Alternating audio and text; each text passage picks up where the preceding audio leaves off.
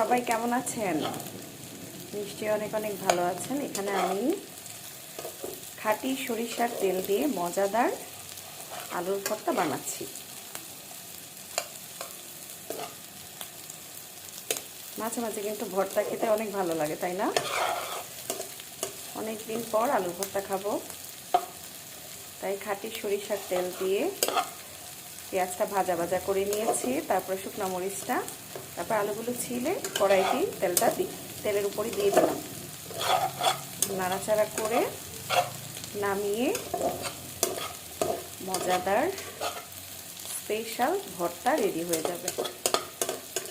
অনেক অনেক ধন্যবাদ জানাই যারা আমার চ্যানেলটিকে লাইক দিচ্ছেন, সাবস্ক্রাইব করে রেখেছেন। অনেক অনেক কৃতজ্ঞ সকলের কাছে।